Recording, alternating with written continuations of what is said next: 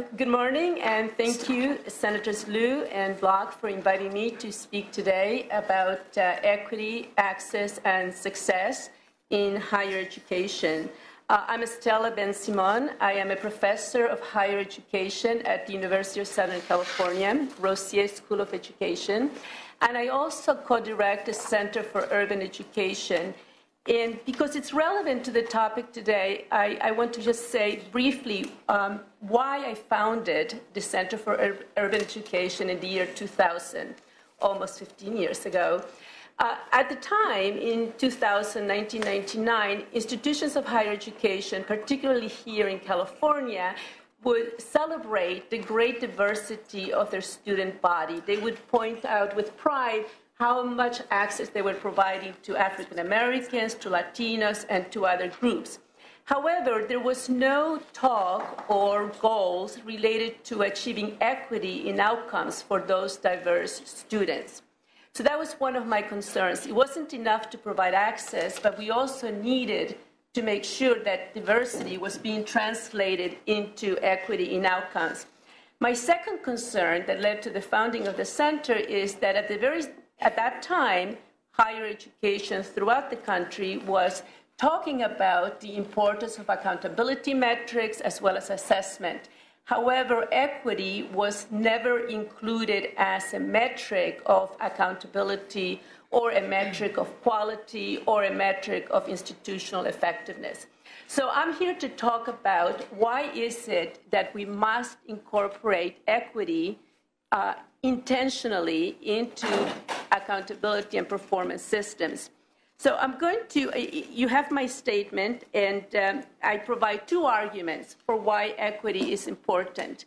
The first argument, I go back to 1964. In July, we're going to commemorate 50 years of the Civil Rights Act.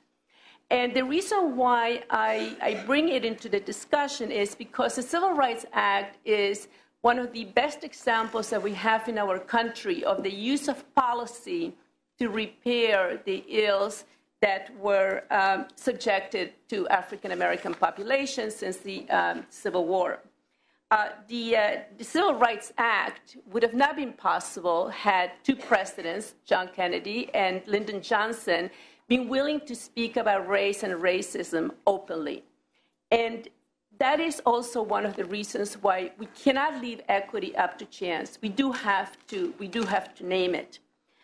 When President Johnson signed the Civil Rights Act, and he subsequently gave a famous speech at Howard University, one of the things that he said, the purpose of this act is to achieve equality, not just in theory, but equality in fact and in results.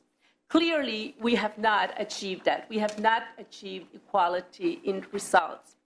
The second argument, since sometimes equity makes people uncomfortable because in part of our culture in the United States is a bootstrap theory, so that we give equal opportunity, but it is up to people to achieve equity in results.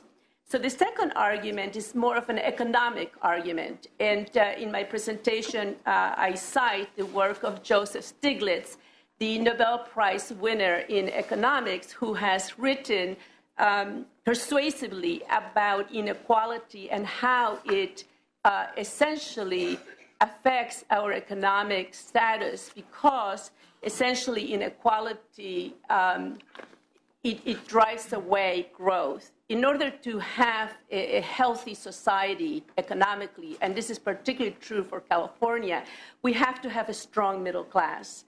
And a strong middle class has, with purchasing power, to produce the tax receipts that Landy mentioned.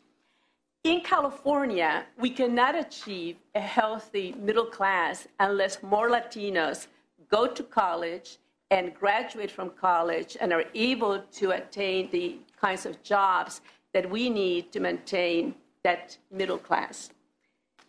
With that said, then, what I would like to move on to is that we have mentioned the master plan, and the master plan in 1960 certainly provided access to higher education. But if you look at my presentation on page 5, you will see that our population in 1960 was 16 million people, half of what we have today, less than half of what we have today.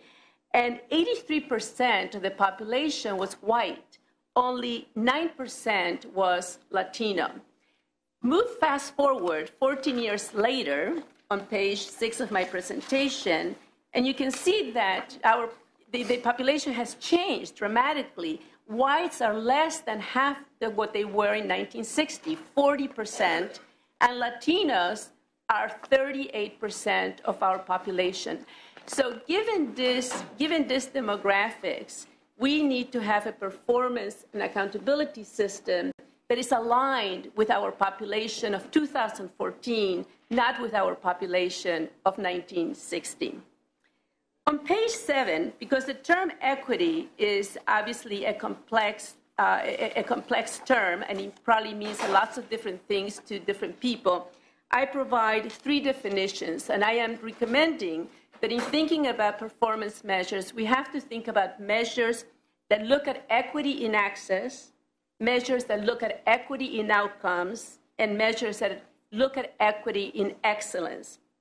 And by what I mean by that is, we need to look at access to higher education for Latinos, African Americans, and others based on their size of their high school population.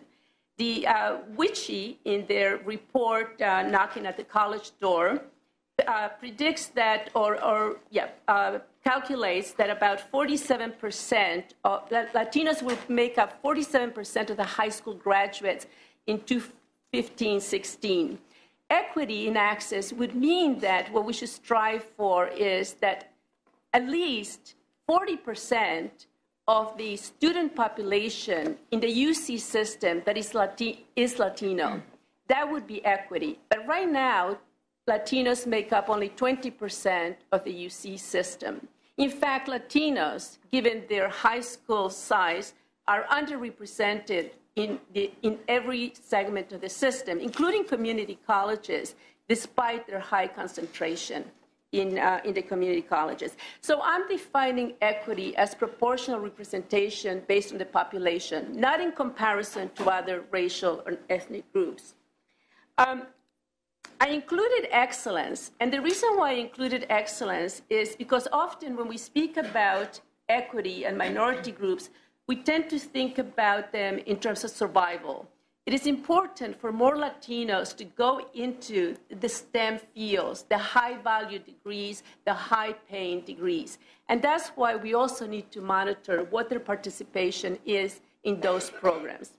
So let me go on now to what I'd like to comment on is the sustainability plan that the governor proposes, and specifically the measures that are included for the UC and the CSU system.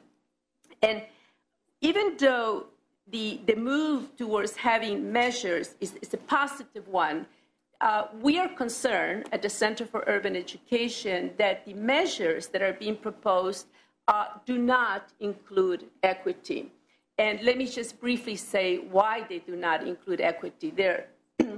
First of all, the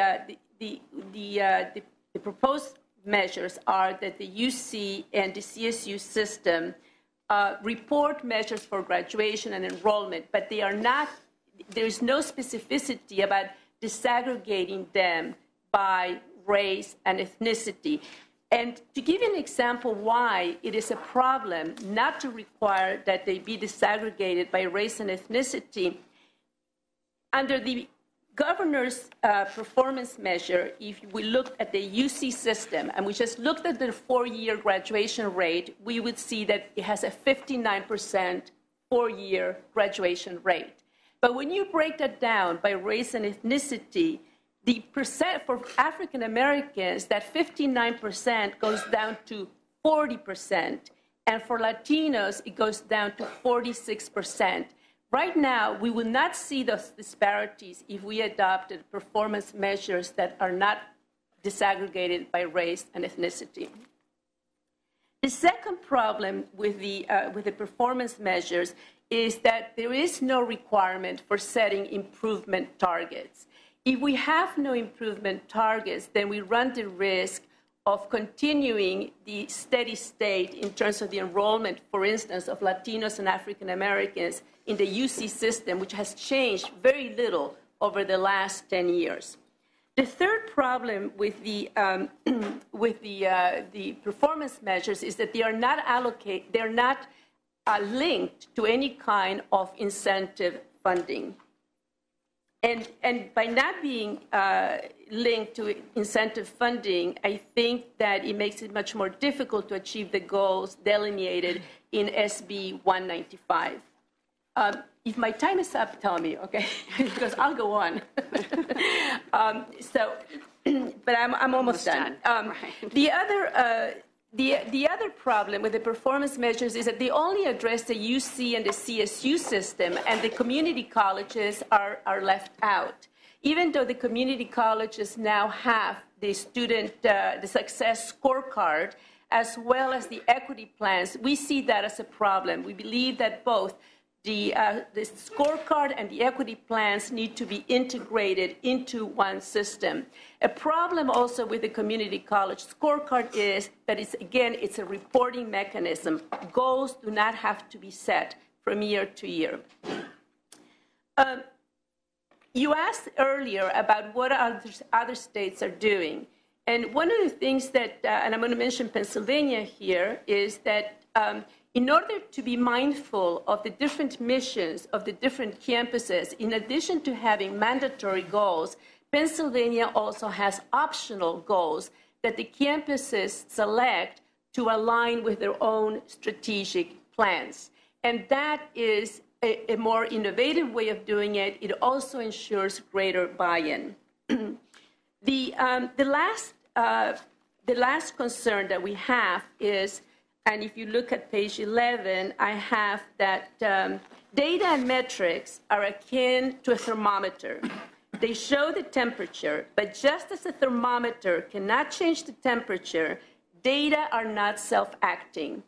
And no matter how big of a reporting system we have, no matter how many metrics we have, if we do not have the structure for institutions of higher education to use the data not only to improve the performance of their students, but also to study their own practices, a data system will not necessarily make a difference in the outcomes for students.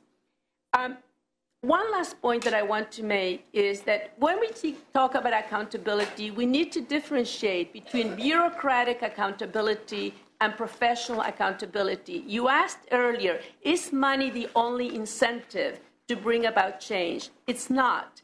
In our work with Pennsylvania, with Wisconsin, faculty members are willing to get their hands dirty in data and to look at their own practices if provided with a structure and tools to do that.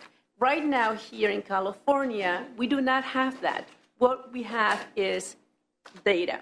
We need to move on to the next stage to be able to incentivize professional accountability as well at the campus levels. Thank you.